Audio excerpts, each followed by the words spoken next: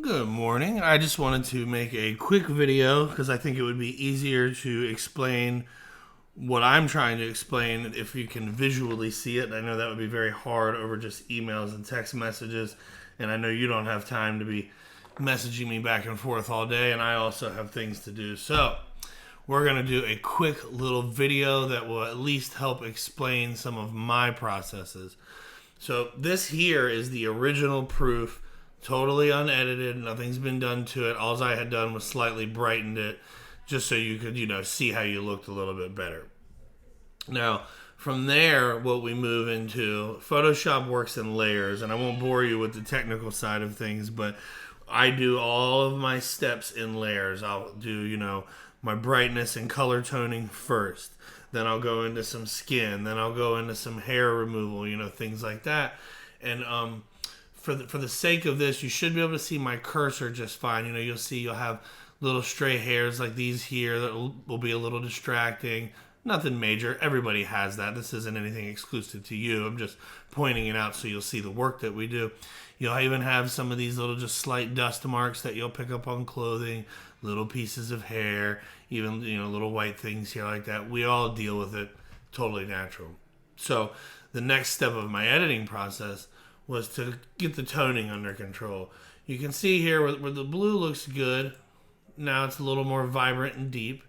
There was a little bit of a red tone coming in. Obviously, I don't know if you realize in my studio we have pink walls in here, so that is why you will pick up a little bit of a reddish pink appearance when we shoot in here. So this is me removing that, and then from there, obviously now what I go to is I go to my skin work, and then when I go to my skin work, you'll notice I'm never going to remove wrinkles. Just to be clear, I keep my edits extremely natural, but I do.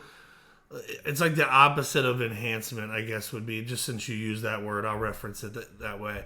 And I like to diminish some of the imperfections, wrinkles, blemishes. I tend to remove toning issues. I tend to remove if there's a weird texture that just shouldn't be there. I'll replace it with another section of texture from the face.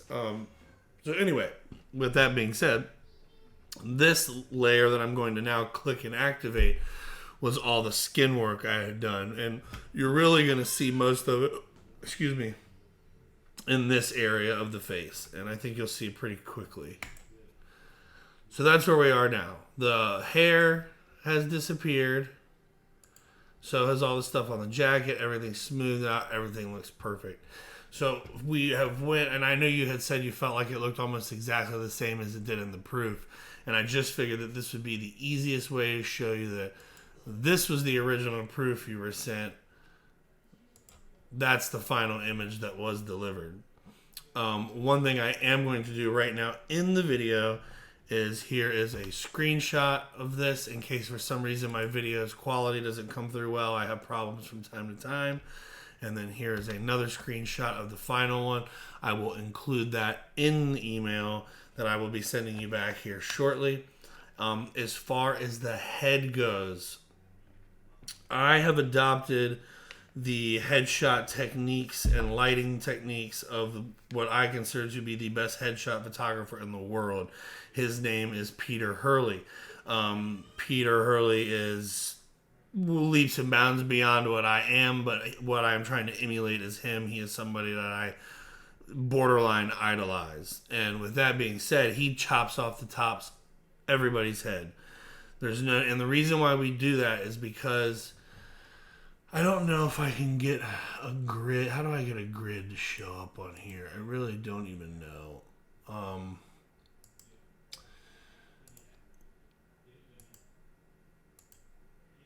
Yeah, I'm not able to get a grid to show right now. But anyway, a photo is typically broken into like a tic-tac-toe. You have a line here, a line here, then a line here, and a line here. It's broken into thirds, 9 different sections. I always want your eyes to be above the top third. And the reason for that is because I want you to have a commanding presence. I don't want you to have this small, diminished. I'm looking down on you. It really bothers me. I know it's a subtle difference in photography styles, but in this, it's not as if I'm necessarily looking up to you, but I feel much more natural as far as looking you in the eye when I see a photo where the eyes are placed above that top third line. So I've shot every headshot I've ever shot professionally has been shot that way. So with that being said, let's just jump over here to my website. And this is something that I do ask that people do. I'm going to start really pushing it because I have had a few questions very similar to the ones you're asking me now, which are totally fine. You can always inquire, always ask. If there's ever an issue, something that's different, something you didn't like, always come to me and maybe we can address it.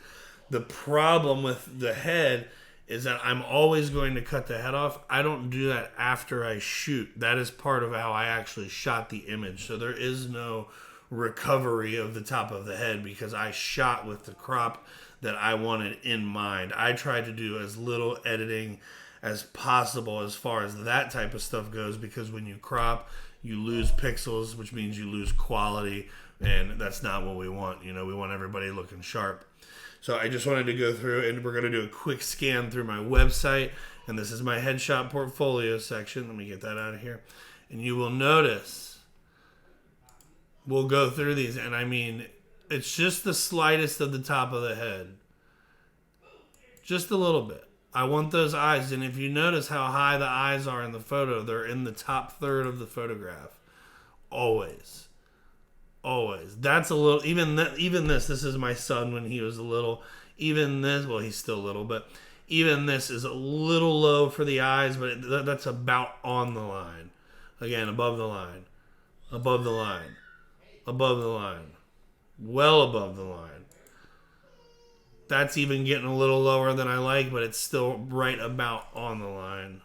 Again, above, above, above, above, above, above, above, above, above. And she's a little lower than I like too. But as you can see, I'm always going to take just the tiniest piece of the top of the head off.